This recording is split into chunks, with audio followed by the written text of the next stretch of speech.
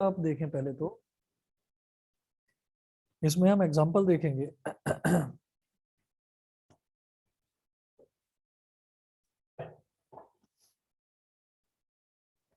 Example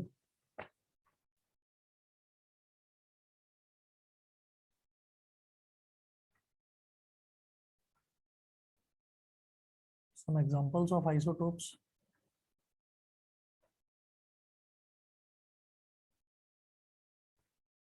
isotopes के कुछ example देखेंगे तो पहला एग्जांपल लिखें, फर्स्ट है isotopes of hydrogen.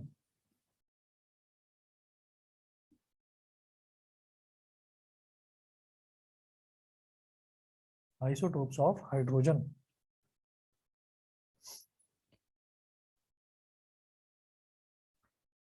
There are three isotopes of hydrogen which can be represented as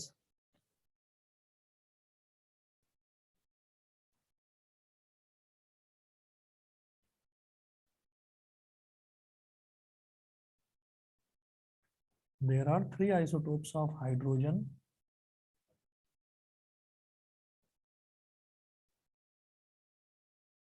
which can be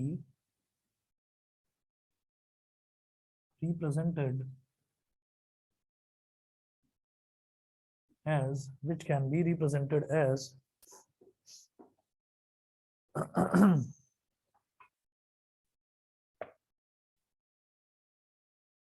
1H1,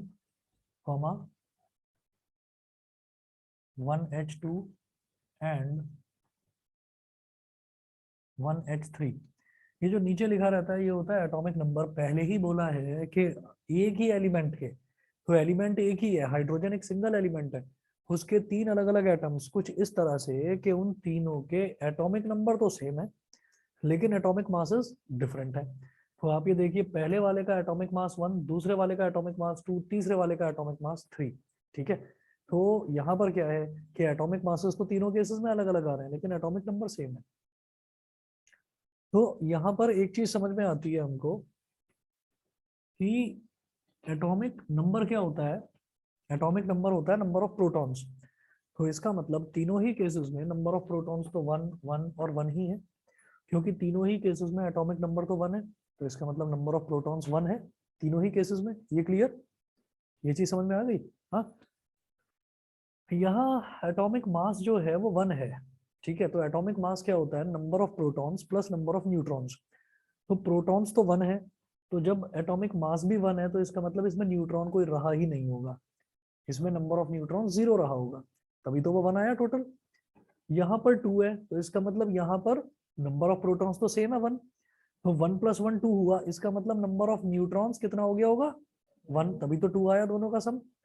और यहाँ पर number of protons, atomic number 1 है यानी कि नंबर ऑफ प्रोटॉन्स 1 लेकिन एटॉमिक मास 3, तो इसका मतलब 1 + 2 करके ही तो 3 आया होगा, तो इसका मतलब नंबर ऑफ न्यूट्रॉन्स कितने रहे होंगे 2। तो ये जो आइसोटोप्स हैं, आइसोटोप्स की एग्जिस्टेंस में मेजर रोल अगर कोई प्ले करता है तो वो करते हैं नंबर ऑफ न्यूट्रॉन्स। न्यूट्रॉन्स के नंबर अगर बढ़ते जाएंगे तो वो एलिमेंट तो सेम रहेगा लेकिन उसका, ये क्या हो गया स्कूटर फाइटिंग या स्लिप हो गए। अच्छा, तो ये 3 है, तो इसका मतलब क्या है कि हर एक केस में हम देख रहे हैं नंबर ऑफ न्यूट्रॉन्स जो है वो चेंज हो रहे हैं। नंबर ऑफ न्यूट्रॉन्स से ही ये समझ में आता है कि आइसोटोप्स एग्जिस्ट करते हैं। सही है, तो अब ना इन चीजों को, इन तीनों को एक्सप्लेन किस तरह से करेंगे। इन तीनों के नाम होते हैं अलग अलग, इसको बोलते हैं प्रोटियम, इसको बोलते हैं ड्यूटेरियम, इसको बोलते हैं ट्रिटियम। ठीक है, मैं अभी नोट करवाऊंगा, आप नोट करें यहाँ।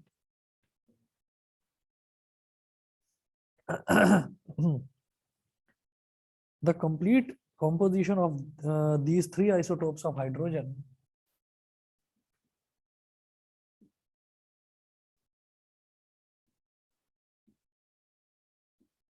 the complete composition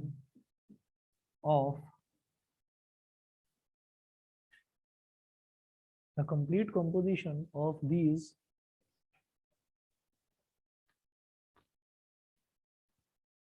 three isotopes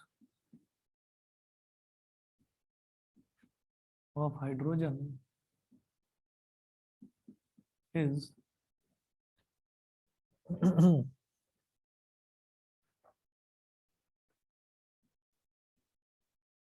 इधर लिखे नेम, इधर लिखे आइसोटोप, फिर प्रोटॉन्स, फिर न्यूट्रॉन्स, और लास्ट में लिख दें इलेक्ट्रॉन्स।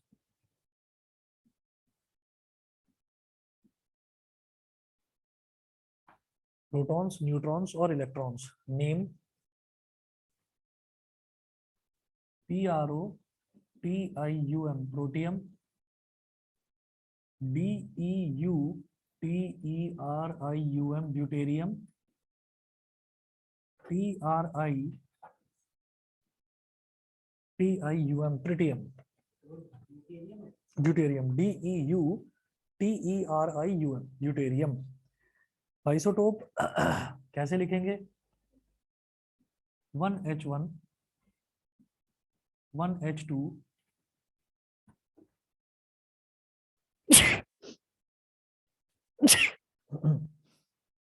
1H1 1H2 और 1H3, ये हमको पता ही है तीनों आइसोटोप्स हैं। हर तीनों में ही आप ये देख लीजिए, तीनों में ही 1 1 1 यानी कि number of protons, atomic number तो सेम है, तो नंबर ऑफ प्रोटॉन्स तीनों में ही 1 1 1। इसका एटॉमिक मास भी 1 ही है, तो न्यूट्रॉन्स जो है वो 0 रहे होंगे, तभी तो 1 + 0 1 हो गया, समझ गए? इसका एटॉमिक मास 2 है, तो प्रोटॉन्स प्लस न्यूट्रॉन्स होता है एटॉमिक मास के बराबर, तो प्रोटॉन्स है 1, तो न्यूट्रॉन्स भी 1 ही रहे होंगे, तभी तो 1 + 1 2 हो गया। इसका एटॉमिक मास है 3, प्रोटॉन्स 1 है, तो न्यूट्रॉन्स 2 रहे होंगे, तभी तो 1 + 2 3 हो गया। और इलेक्ट्रॉन्स, इलेक्ट्रॉन्स तो जनरली सभी में सेम ही होते हैं, जितने प्रोटॉन्स हैं उतने ही इलेक्ट्रॉन्स होते हैं, तो 1 1 1, तो यहाँ पर भी लिखें 1 1 1। बताइए जी, क्लियर है सभी को? ऑनलाइन वाले बच्चे बताएं। Yes sir. ठीक है, यस सर। ठीक है जी। अगला एग्जांपल लिखेंगे isotopes of carbon.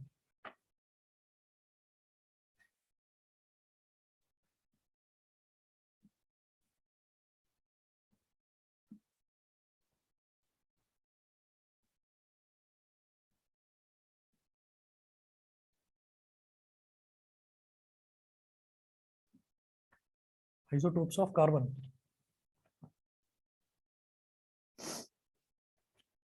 The three isotopes of carbon can be written as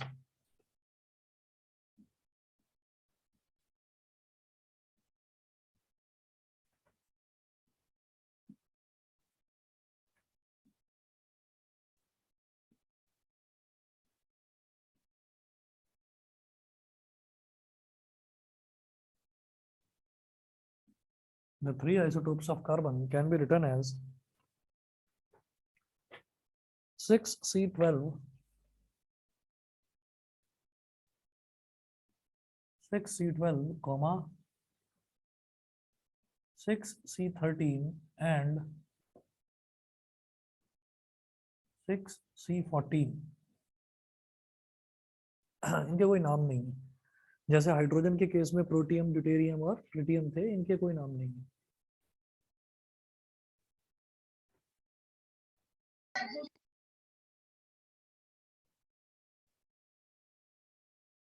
ठीक है, तो यहाँ पर नाम तो कुछ है नहीं, तो आप ऐसे लिखो आइसोटोप, इधर लिखें प्रोटॉन्स, इधर न्यूट्रॉन्स,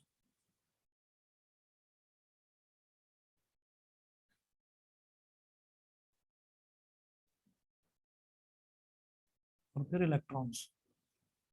आइसोटोप क्या है? 6C12, 6C13 और 6C13। तो 6C12 में हो या 6C13 हो या 6C14 हो, तीनों में ही हम ये देख रहे हैं एटॉमिक नंबर तो सेम है। एटॉमिक नंबर सेम का मतलब प्रोटॉन्स, नंबर ऑफ प्रोटॉन्स तीनों में 6 6 6 आएंगे। यहाँ पर एटॉमिक मास 12 है, तो 6 में क्या ऐड करूं कि 6 12 आ जाए 6, तो तो न्यूट्रॉन्स भी हमारे 6 हो गए। 6 में क्या ऐड करेंगे 13 आ जाए 7, तो इस केस में न्यूट्रॉन 7 हो गए और इस केस में न्यूट्रॉन्स 8 हो गए, क्योंकि 6 + 8 करेंगे तभी 14 आएगा। और इलेक्ट्रॉन्स तो हर केस में सेम ही होते हैं, तो इधर भी 6, इधर भी 6 और इधर भी 6। ठीक है, ये करने के बाद में फिर अगला एग्जांपल देखेंगे, isotopes of oxygen.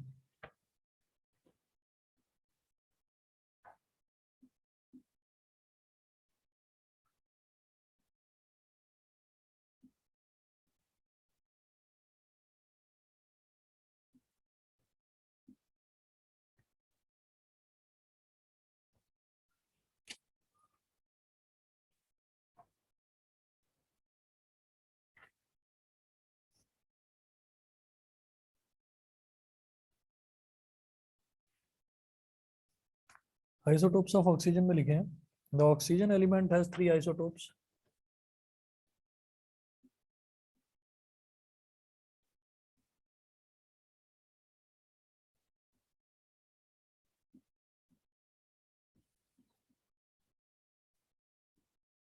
Oxygen element has 3 isotopes, 3 isotope होते हैं ऑक्सीजन के। क्या क्या?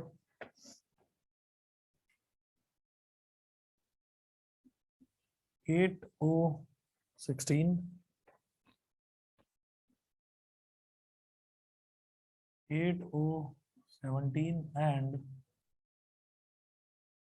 8O18। ये 3 आइसोटोप्स हैं। अब क्या क्या इनका कॉम्पोजिशन है, नाम कुछ अलग अलग नहीं है, वो आप अपने आप देख सकते हैं। भाई इसमें प्रोटॉन्स 8 है तो इसमें न्यूट्रॉन्स भी 8 है, 8 + 8 16। इसमें प्रोटॉन्स 8 है तो इसमें न्यूट्रॉन्स 9 है, 8 + 9 17। इसमें प्रोटॉन्स 8 है तो इसमें न्यूट्रॉन्स 10 है। ठीक है, तो वो कॉम्पोजिशन अब अपने आप जानते हैं। उसके बाद फोर्थ लिखें, isotopes of neon.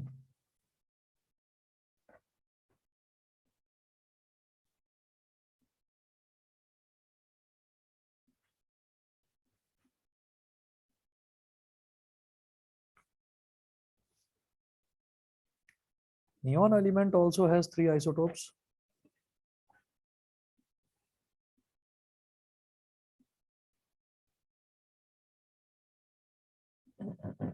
The neon element also has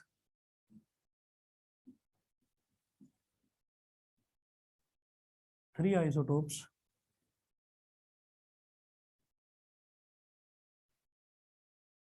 The neon element also has 3 isotopes which can be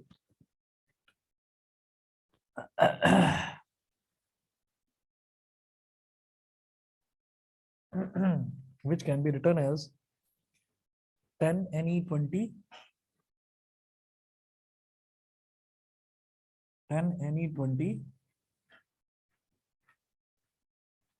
10Ne21 and 10Ne22। ठीक है, तो ये इसके 3 आइसोटोप्स हो गए नियॉन के। अभी तक मैं देख रहा हूँ सबके 3 ही आइसोटोप्स हैं। 5वां नोट करें, isotopes of chlorine.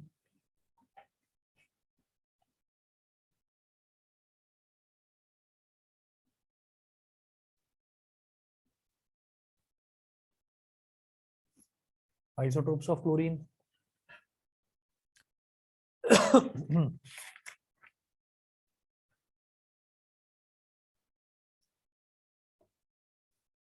Chlorine has 2 isotopes which can be written as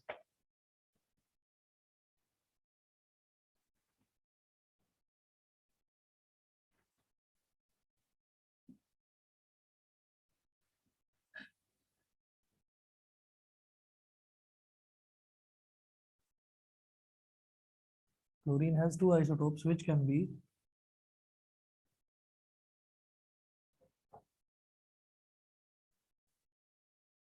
written as 17Cl35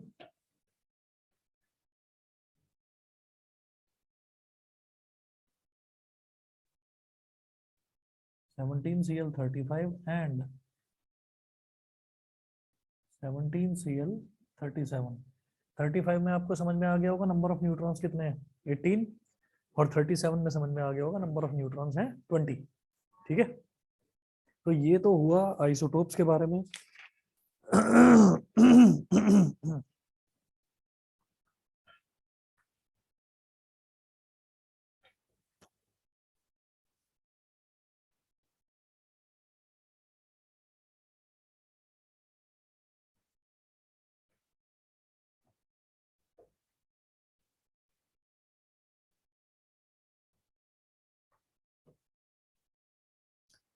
उसके बाद ना 3 प्रॉपर्टीज लिखेंगे हम आइसोटोप्स की। ये मिटा रहा हूं इधर।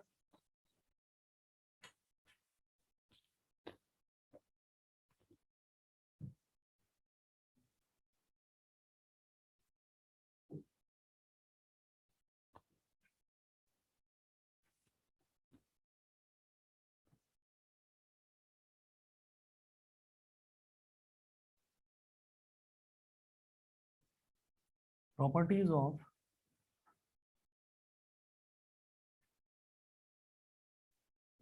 आइसोटोप्स। तो पहली प्रॉपर्टी लिखेंगे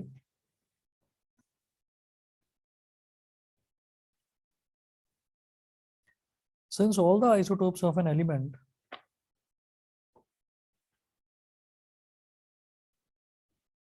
since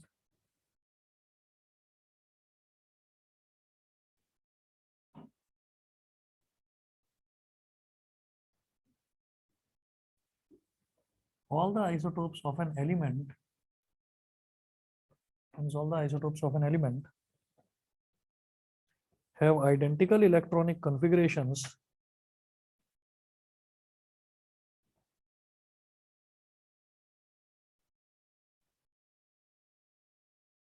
have identical electronic configurations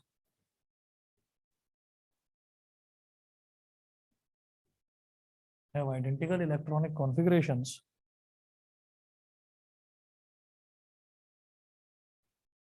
containing the same number of valence electrons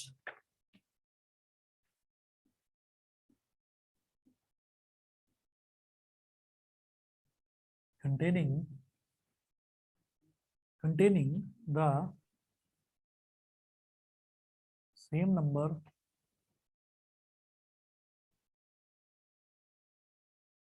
of valence electrons containing the same number of valence electrons, comma, therefore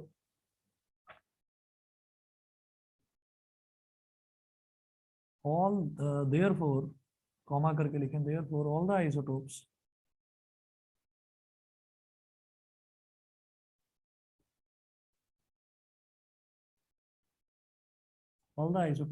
show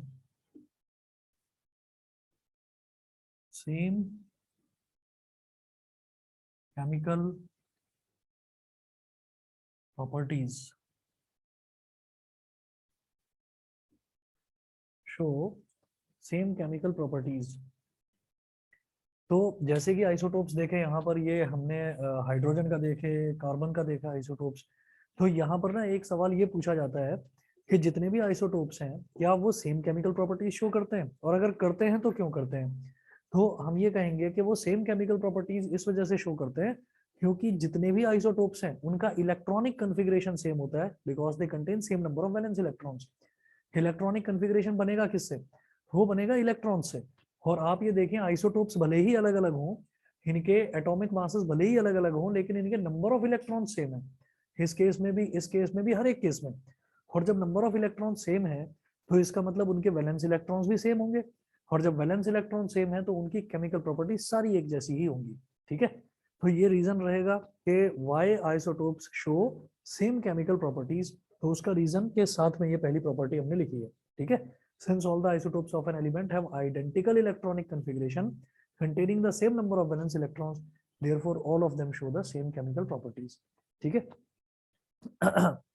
ये करने के बाद में फिर अगला जो सेकंड प्रॉपर्टी है, सेकंड प्रॉपर्टी नोट करें, ये होगा फिजिकल प्रॉपर्टीज के बारे में। उनकी केमिकल प्रॉपर्टीज तो सेम होंगी, फिजिकल प्रॉपर्टीज डिफरेंस होगी, डिफरेंट होंगी। उसमें देखिएगा क्या होगा, रीजन नोट करें। Since masses of the isotopes of an element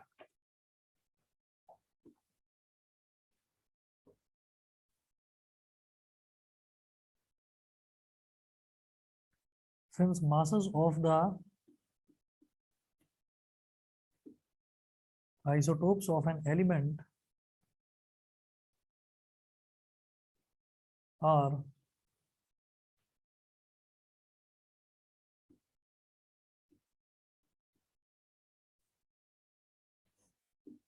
since masses of the isotopes of an element are slightly different, therefore the physical properties of the isotopes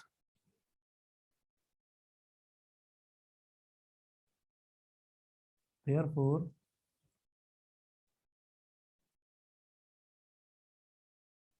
the physical properties of the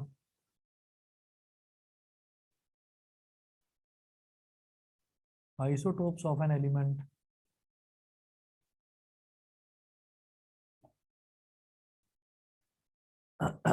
are also different. Are also different. ठीक है, ये second property हो गई. Third property,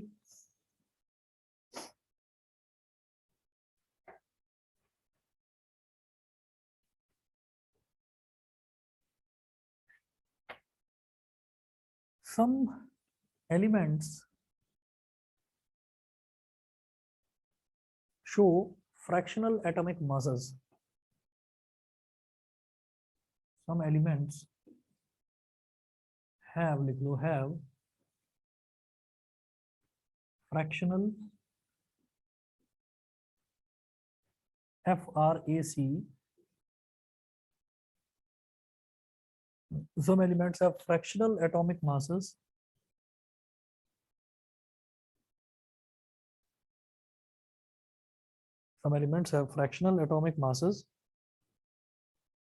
due to the existence of their isotopes having different masses.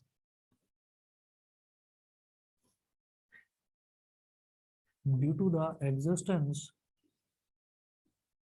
of their isotopes having different masses.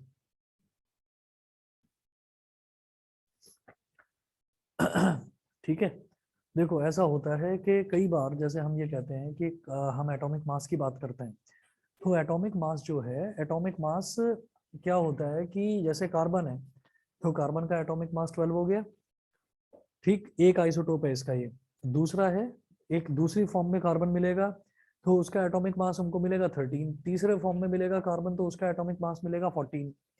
तो कई बार ऐसा होता है कि हमको कोई एक एलिमेंट है और उस एलिमेंट का एटॉमिक मास मुझे दे रखा है फ्रैक्शंस में, पॉइंट्स में दे रखा है. वो पॉइंट्स में कैसे आ सकता है भाई? भाई जो एटॉमिक मास है, एटॉमिक मास क्या होता है? Number of protons plus number of neutrons. तो ना तो प्रोटॉन्स टुकड़ों में हो सकते हैं और ना ही न्यूट्रॉन्स टुकड़ों में हो सकते हैं. समझ रहे हैं कि नहीं? टुकड़ों का मतलब क्या है कि ऐसा हो सकता है क्या कि नंबर ऑफ प्रोटॉन्स अगर कहा जाए कि नंबर ऑफ प्रोटॉन्स 2.3 है, ऐसा तो नहीं हो सकता ना भाई. प्रोटॉन्स या तो 2 होंगे या 3 होंगे या 4 होंगे या 1 होगा, ऐसा कुछ होगा भाई. प्रॉपर नंबर होना चाहिए वो, है ना. इसी तरह से जो न्यूट्रॉन्स है, जब कोई एक सेपरेट एंटिटी है तो ऐसा नहीं होगा कि आधा न्यूट्रॉन है या 1/4 न्यूट्रॉन है, ऐसा नहीं होगा. हमेशा उनका प्रॉपर नंबर होगा. तो अगर नंबर ऑफ न्यूट्रॉन्स जो है वो भी प्रॉपर होल नंबर होंगे और नंबर ऑफ न्यूट्रॉन्स जो है वो भी प्रॉपर होल नंबर में होंगे, तो प्रोटॉन्स और न्यूट्रॉन्स का सम फ्रैक्शनल कैसे आ सकता है? समझ रहे हैं? कुछ कुछ एलिमेंट्स ऐसे हैं जिनका एटॉमिक मास आपको फ्रैक्शंस में लिखा हुआ मिलेगा, जैसे कि क्लोरीन भी उनमें से एक है. तो अगर हमसे ये कहा जाए कि क्लोरीन जो है, क्लोरीन का एक आइसोटोप है जिसका मास 35 है, एक आइसोटोप है उसका मास 37 है. ठीक, अलग अलग दे दिया तो बहुत अच्छी बात है. लेकिन अगर हमसे ये कहा गया कि क्लोरीन दे रखा है किसी क्वेश्चन में और ये बोल दिया कि भाई 35.5 है इसका एटॉमिक मास, ये 35.5 कैसे आया? तो वो चीज जो एक्सप्लेन करी गई है वो करी गई है on the basis of existence of their isotopes. ठीक, अब एग्जिस्टेंस ऑफ देयर आइसोटोप्स का मतलब क्या है? हम ये देखते हैं कि जितने भी एलिमेंट्स हैं मैन मेड नहीं है. सब कहाँ मिलते हैं? अर्थ क्रस्ट में मिलते हैं, जमीन के अंदर मिलते हैं, जब खुदाई करते हैं तब मिलते हैं. कुछ गैसेस हैं जो एटमॉस्फेयर में फ्रीली अवेलेबल है, ऑक्सीजन है, नाइट्रोजन है, हाइड्रोजन है, ये सब एटमॉस्फेयर में अवेलेबल है। तो कुछ एलिमेंट्स ऐसे जो हमें अर्थ की या तो खुदाई करने से मिलेंगे या फिर एटमॉस्फेयर में मिल जाएंगे, यानी कि कैसे भी करके वो नेचुरली अवेलेबल हैं वो चीजें, ठीक है। तो नेचुरली वो किस अबंडेंस में मिल रही है, किस अबंडेंस का मतलब क्या है। फॉर एग्जाम्पल, मैं कोयले की खान में खुदाई कर रहा हूँ, तो कोयले की खान में मुझे कोल कोल कोल कोल कोल ही मिलता जाता है, कभी कभी हीरा मिल जाता है, ठीक है। तो हम ये कहते हैं कि जो अबंडेंस है कोल की वो तो 90% है या 99% है, और जो डायमंड की अबंडेंस है वो 1% है, कि 1% तो डायमंड मिलता है, बाकी 99 नंबर ऑफ टाइम्स तो हमको कोयला ही मिलता है वहां पर। ये आ गया। तो अब इसी चीज को यहाँ पर यूज करेंगे, जैसे क्लोरीन है, तो क्लोरीन का ये वाला आइसोटोप कितना मिलता है और ये वाला आइसोटोप कितना मिलता है नेचर में, तो उसके हिसाब से ही हम इसका एटॉमिक मास निकाल सकते हैं। तो अब देखिएगा, मैं इस चीज को एक्सप्लेन करूंगा।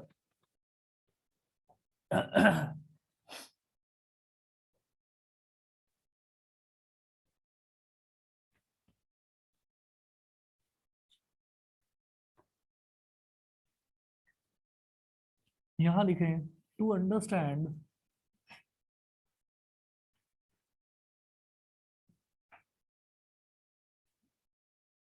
more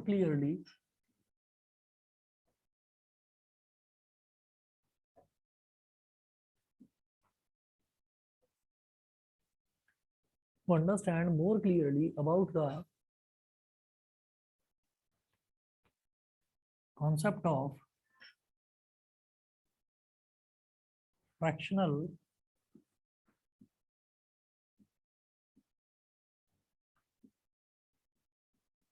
atomic mass, comma,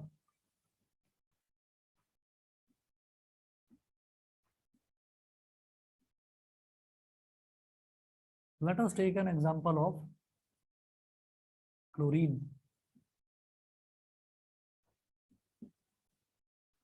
Let us take an example of chlorine.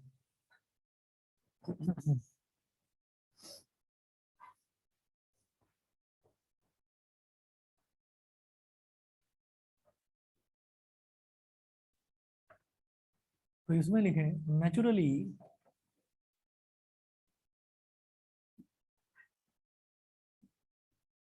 the abundance of chlorine, naturally the abundance of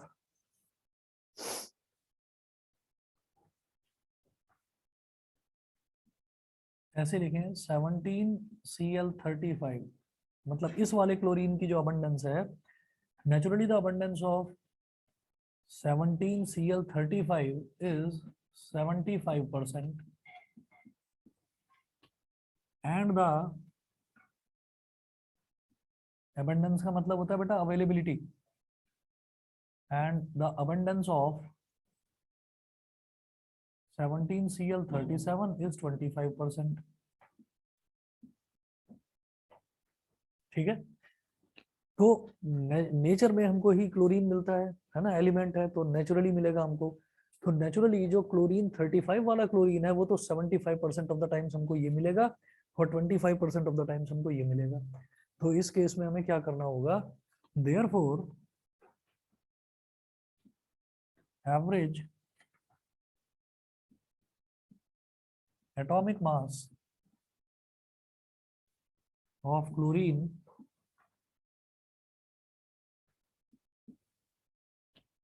will be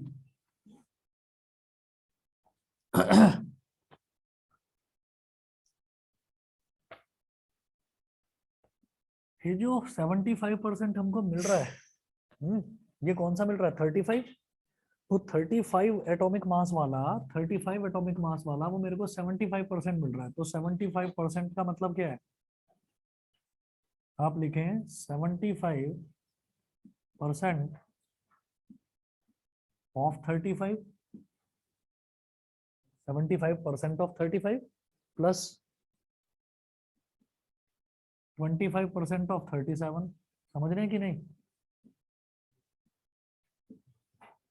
भाई, जिसकी जितनी भी अबंडेंस है उसको उसके एटॉमिक मास के साथ मल्टीप्लाई कर दो, और परसेंटेज का मतलब क्या होता है, अपॉन में 100। तो 75% का मतलब क्या है? 75/100 मल्टीप्लाई बाई 35 प्लस 25/100। हाँ क्या? Multiply by 37।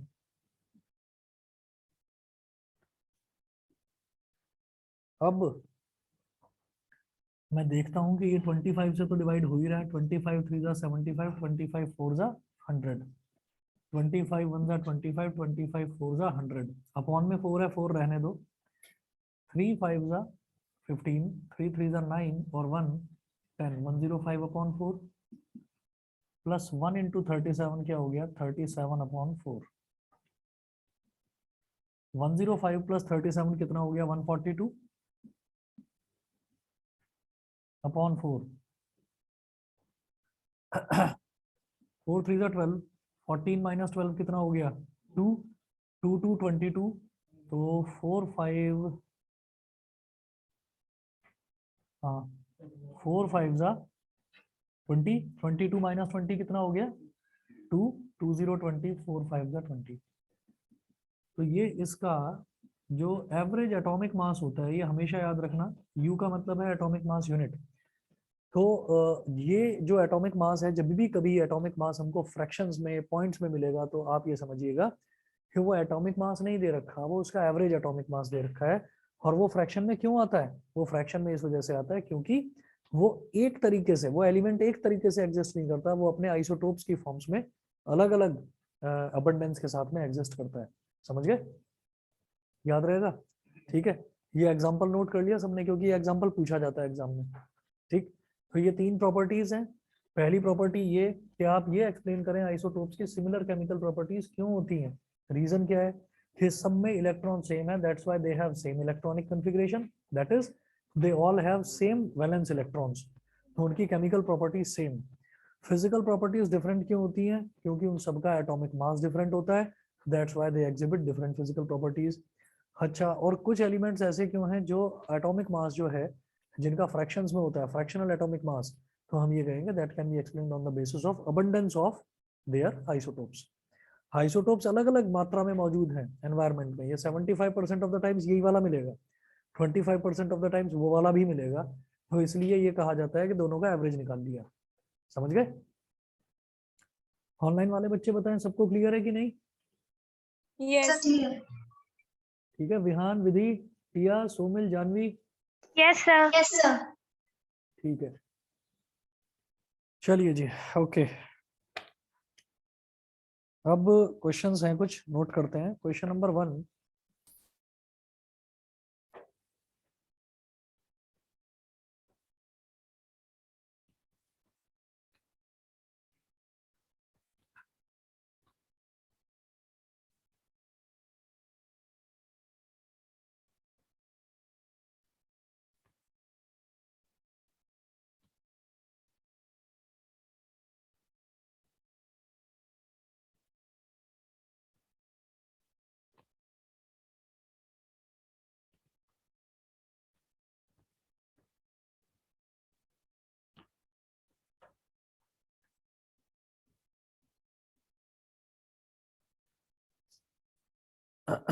नोट करिएगा।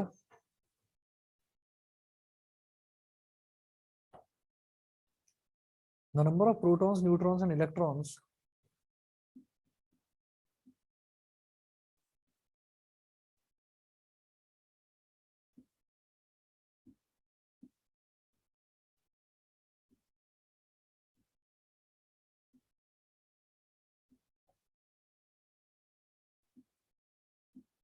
the number of protons, neutrons and electrons in species A to E are given in the following table.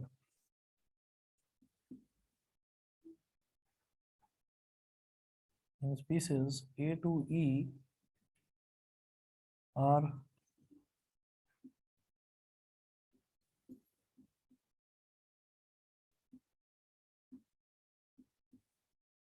given in the following table.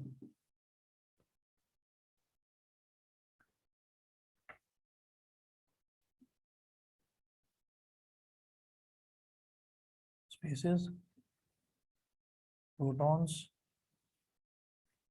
Neutrons,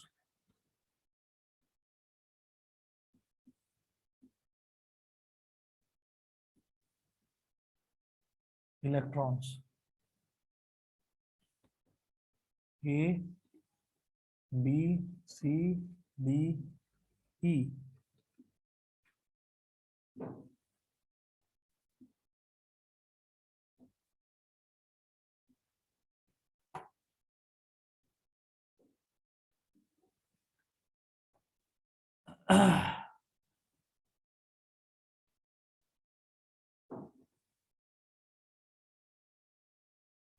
ये एक टेबल है, इसमें हमको proton, neutron, electron दे रखे हैं 664,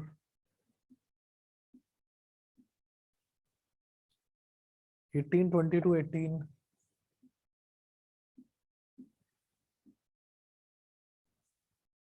17, 20, 17,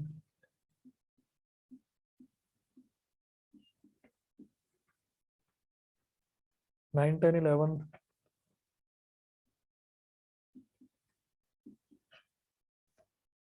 17, 18, 17, 17, 18, 17।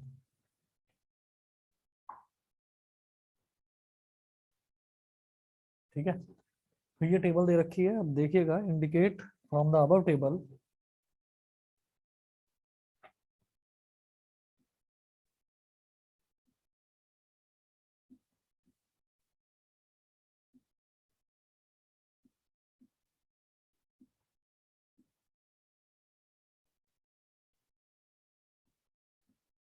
indicate from the above table the species that represent a pair of isotopes.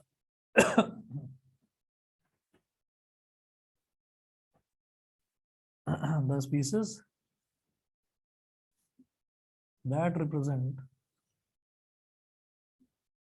that represent a pair of isotopes.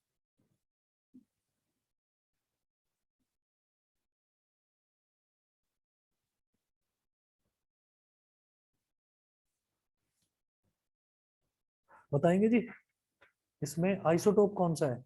A B C D ई में से isotope कौन सा है? हो सकता है कोई एक हो आइसोटोप, हो सकता है कोई दो हो, तीन हो, बताइए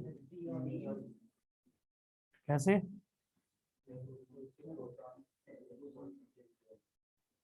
प्रोटॉन सेम है सी के और ई के, यानी कि दोनों का एटॉमिक नंबर सेम। ठीक है, और एटॉमिक मास डिफरेंट है। कैसे? एटॉमिक मास क्या हो जाएगा? 17 + 20 37, 17 + 18 35। शायद क्लोरीन ही है, ठीक है ना? तो हम ये कहेंगे clearly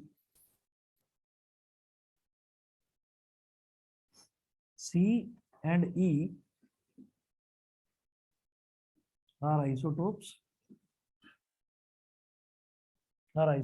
because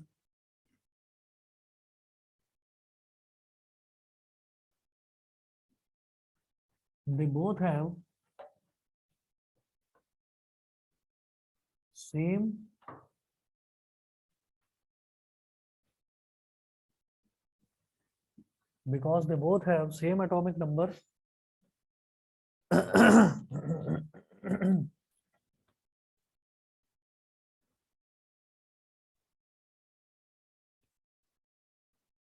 They both have same atomic number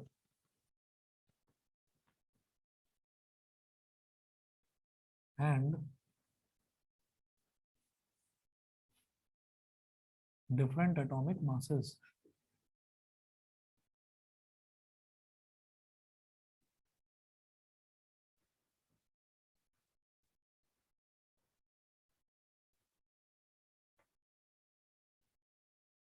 ठीक है, क्लियर है सभी को? क्लियर है। अगला क्वेश्चन देखिएगा, composition of the nuclei, question number 2।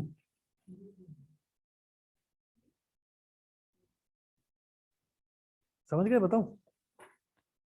आप ये देखिए ना, दोनों के प्रोटॉन सेम है, यानी कि दोनों का एटॉमिक नंबर सेम। ठीक है, और इसका प्रोटॉन सी और न्यूट्रॉन सी है, तो प्रोटॉन्स प्लस न्यूट्रॉन्स कितना हो गया? 17 + 20 37। और इसका प्रोटॉन्स, ई का प्रोटॉन 17 और न्यूट्रॉन 18, तो 17 + 18 35। तो दोनों के एटॉमिक मास डिफरेंट है।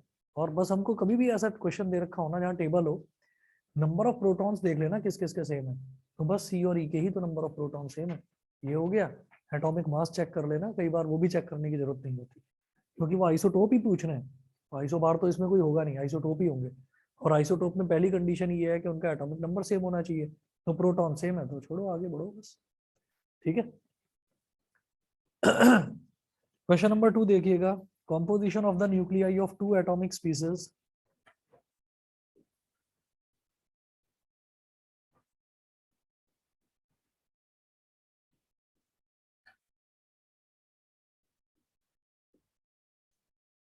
composition of nuclei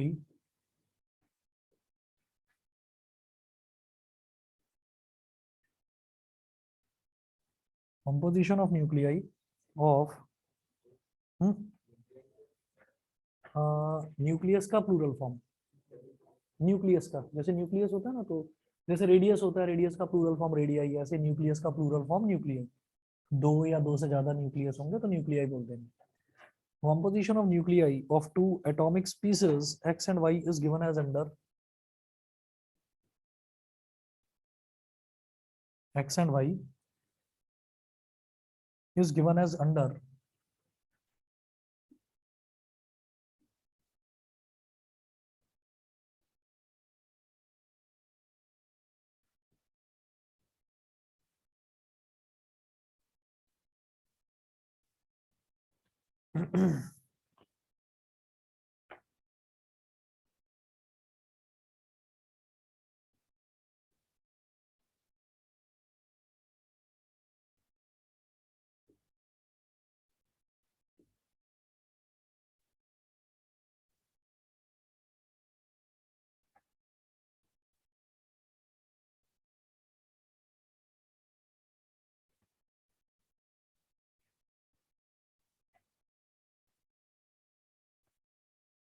give the mass numbers of x and y.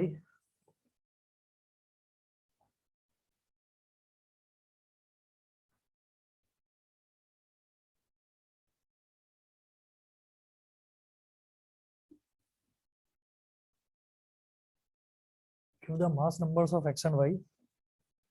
Full stop. What is the relation between the two species? What is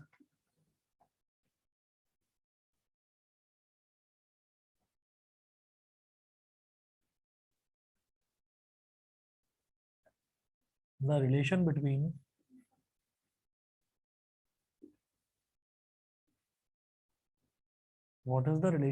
the two species and which element or elements they represent?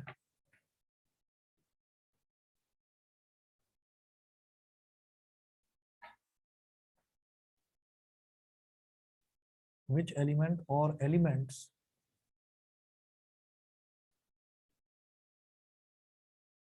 they represent?